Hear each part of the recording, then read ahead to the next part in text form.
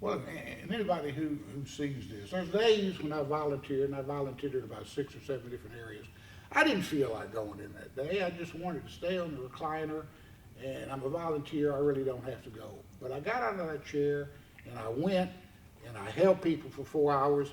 And when I left that hospital, I had a smile on my face. I felt better than I did before I went because I helped other people. So I encourage people, volunteer, do something with your life, help other people. That's what it's, that's what it's about. That's what life is about, what living is about. And that's why I still relish volunteering today, because I get far more out of it than I put into it. I was born in St. Louis, Missouri. My dad retired. I was a change of life baby, and we went to Licking after I graduated. I went to Memphis and met my lovely husband. My name is Paul, and I was born and raised in Memphis, Tennessee. And at the age of 18, I joined the Marine Corps, 4-year contract, and went to Vietnam, July, South Vietnam, for 19 months. And got out of the Marine Corps, came back and began work at Union Planters National Bank. I was working in credit, and he called down for credit on a repossession.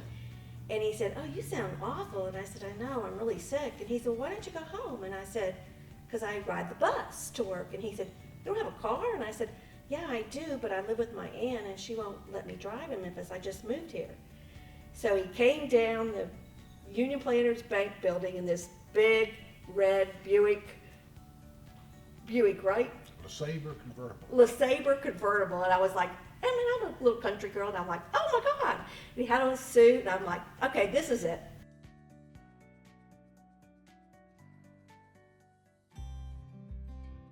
I retired from police department in 2005. We realized that we didn't want to retire in Memphis. And probably about 3 or 4 years before I retired, we looked at Cashiers, North Carolina. We went down to Florida. We looked at Pigeon Forge. We were looking for a place to retire. And Janet happened to get a real estate person on the computer. He said, "Have you ever been to Mountain Home, Arkansas?" I said, "No, we haven't." He said, "Well, come on over here a weekend and I'll show you around." And we came over here and stayed that weekend, came back the next weekend and realized this is the place that we want to retire. And that's how we located Mountain Home. The best move we ever made. 2004 was our first night here. Thanksgiving Eve, 2004.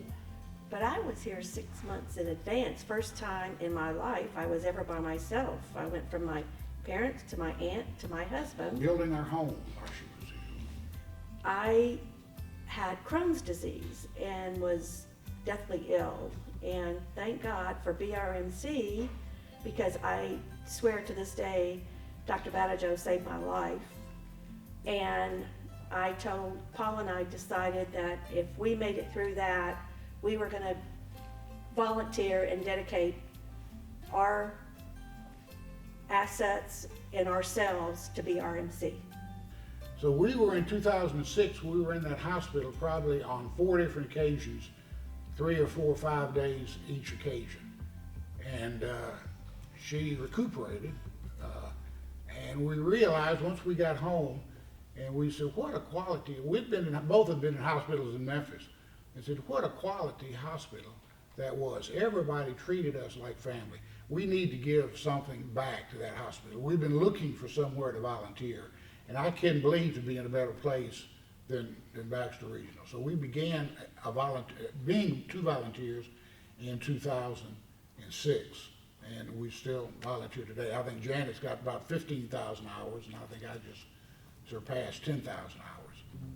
When we came to Mountain Home, and I was volunteering in the foundation, and I would see people come in, and they would come in and want to donate, and I thought, why don't we do that? Why don't we need to leave something for our daughter and our parents. And so I went home and talked to Paul, and he said, that's great. And so I went into Barney, and I said, Barney, could we talk to you about donating what we have?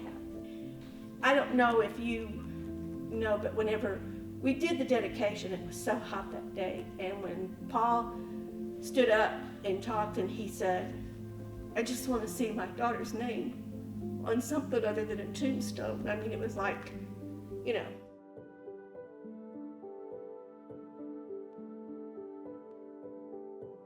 She loved being around adults, and she would take care of my mom, and she would take care of Paul's mom and his grandmother and her godmother.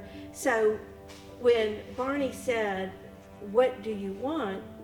And he said, we have a community house. And I said, what is it? And he said, it's for seniors. And it was like Paula just said, that's it, Mom, you know.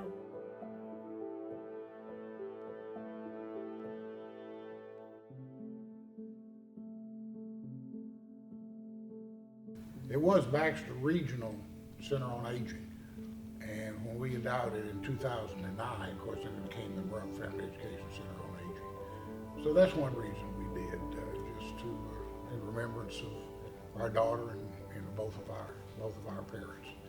And the houses are flourishing, and not only Baxter County, but 7 surrounding counties benefit from those community houses in that hospital.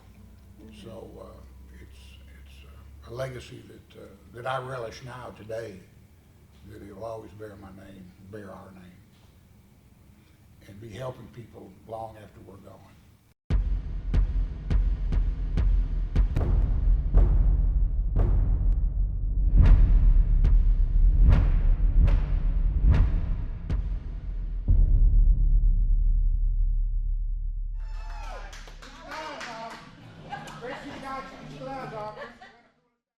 Rock City Boxing inception was in July of 2016. It'll be 2 years old. And Randall Drake went to Diane, I think Barney, and said, why don't we start something like that here at Baxter Regional? And it sort of took off from there. Rock City Boxing's headquarters is Indianapolis, Indiana. We travel there. I think it was an attorney who originated. He's still in Indianapolis, Indiana. That's the home place for Rock City Boxing. They have them all over the United States, I think in 2 different continents now. So Randall got Barney interested, and then Diane got interested and said, well, let's travel to Columbia, Missouri, because they had one, and we spent the day there watching it, seeing the operation. Came back, and it just took off from there.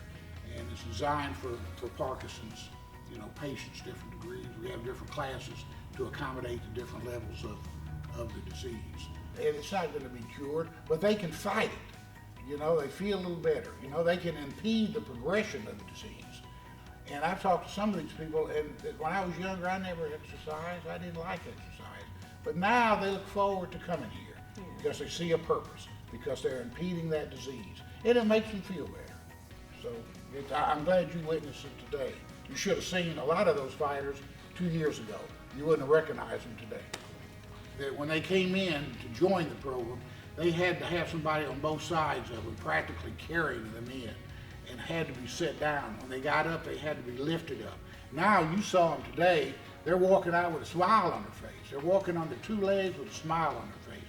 It increases flexibility, it increases their strength, and it puts a smile on their face. So that's a blessing every time I come here, just to see that transformation, because I saw them 2 years ago, and I see them today.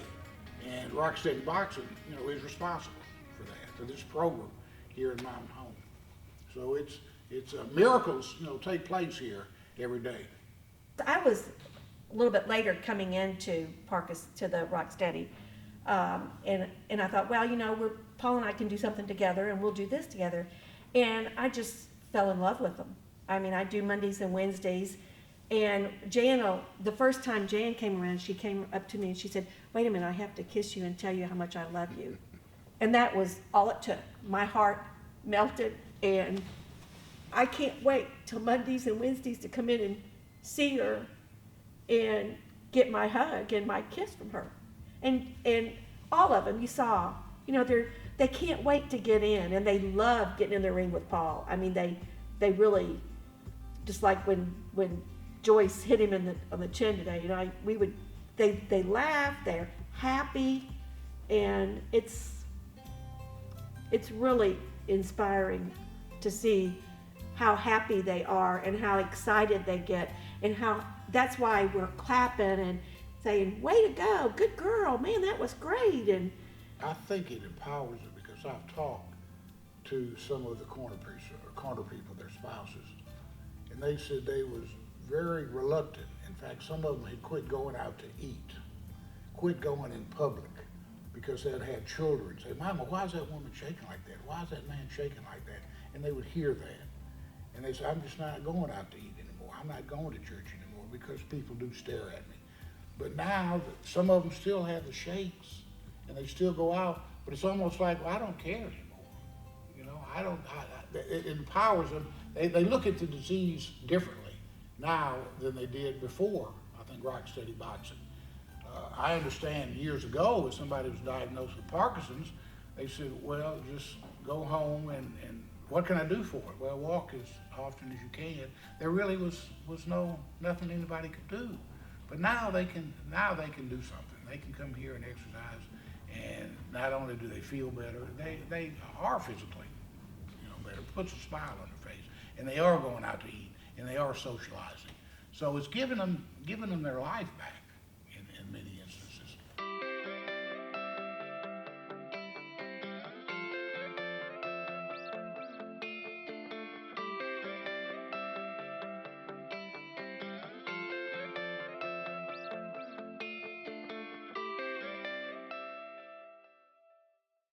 But it's just, we've had people, am I talking too much? You have We've had people here, Derek, that when they came in to join the program, they had to have somebody on both sides of